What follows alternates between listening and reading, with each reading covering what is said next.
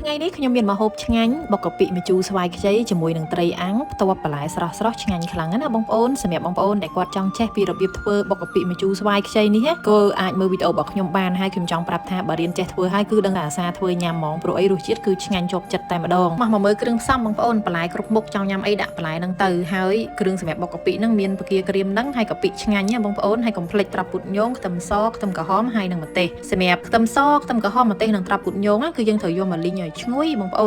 នចង់ដាក់នៅក្នុងម៉ាស៊ីនបំពងស្ងួតក៏បានដែរប៉ុន្តែបើបងប្អូនយកមកលីងដូចខ្ញុំអញ្ចេះគឺឈ្ងុយជាងព្រោះអីពេលយើងដាក់ក្នុងម៉ាស៊ីនបំពងស្ងួតគឺឆ្អិនតែអត់សូវឈ្ងុយដូចយើងលីងទេបងប្អូនខ្ញុំលីងហ្នឹងបងប្អូនឃើញណាខ្ញុំដាក់ម្ទេសក្រោយគេមូលហេតុអីគឺដោយសារតែម្ទេសហ្នឹងផ្ទុះហើយក៏ឆាប់ឆ្អិនជាងគេដែរអញ្ចឹងយើងលីង3 4មុខនោះឲ្យឆ្អិនសិនទៅចាំយើងដាក់ម្ទេសតាមក្រោយគេបងប្អូនក្នុងកំឡុងពេលដែលយើងលីងគ្រឿងមិញហ្នឹងបងប្អូនកុំភ្លេចដាក់អាំងកាពិផងមិនមែនបុកកាពិឆៅទេណាគឺកាពិហ្នឹងគឺយកទៅអាំងឆ្អិនអញ្ចឹងសម្រាប់គ្រឿងលីងឲ្យឈ្ងុយហើយយកមកបុកឲ្យម៉ត់មកបងប្អូនគឺខ្ញុំបុកយកមកម៉ត់ល្មមបែបនេះម្ទេសចូលចិត្តហឹលប៉ុណ្ណាបងប្អូនដាក់ប៉ុណ្ណឹងទៅខ្ញុំដាក់តែបន្តិចហ្នឹងដោយសារតែអ្នកផ្ទះមិនសូវចេះហឹលតើពីយើងបុកគ្រឿងទាំងអស់ហ្នឹងម៉ត់ចូលគ្នាហើយកាពិដែលយើងបានអាំងហើយហ្នឹងយើងដាក់ចូលមកណាបងប្អូនតោះមកយើងផ្សំគ្រឿងបងប្អូនខ្ញុំអត់ភ្លេចទេម្សៅស៊ុបសញ្ញារូបរាមានេះបងប្អូនដាក់តែបន្តិចទេធ្វើឲ្យម្ហូបគ្រប់មុខឆាជៀនស្ងោបុកអីអញ្ចឹងគឺឆ្ងាញ់តែម្ដងហើយខ្ញុំបន្ថែមប៊ីចេងបន្ថែមស្ករហើយយើងបុកគ្រឿងទាំងអស់ហ្នឹងបញ្ចូលគ្នាណាបងប្អូនអាចប្រើស្ករសឬក៏ប្រើស្ករត្នោតក៏បានដែរតែខ្ញុំប្រើទឹកស្ករដោយសារតែខ្ញុំមានទឹកស្ករហ្នឹងខ្ញុំខ្ជិលញ៉ៃច្រើនណាបងប្អូនហើយពេលដែលយើង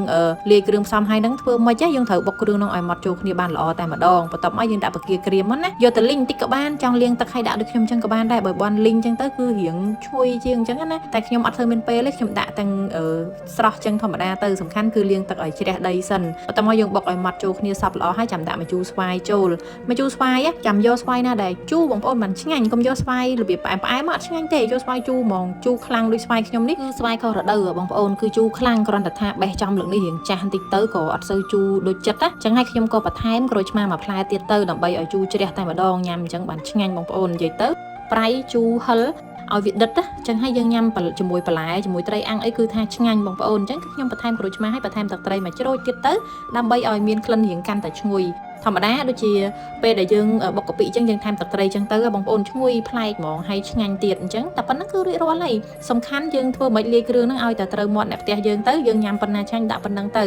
រឿងហឹលរឿងជូររឿងប្រៃរឿងផ្អែមអីគឺតាមចំណង់ចំណូលចិត្តបងប្អូនអញ្ចឹងបាច់សួរខ្ញុំថាដាក់គ្រឿងក្រៅប៉ុណ្ណាទេបងប្អូនធ្វើតាមតម្រូវរសជាតិដែលបងប្អូនធ្លាប់ញ៉ាំទៅហើយដូចខ្ញុំប្រាប់ចឹងណាបងប្អូនបន្លែស្រស់អីគឺថាជាមួយមួយមុខហ្នឹងគឺឆ្ងាញ់ទាំងអស់តែម្ដងខ្ញុំមានត្រីអាំងមួយអញ្ចឹងទៅហើយបន្លែមានតាំងពីស្រស់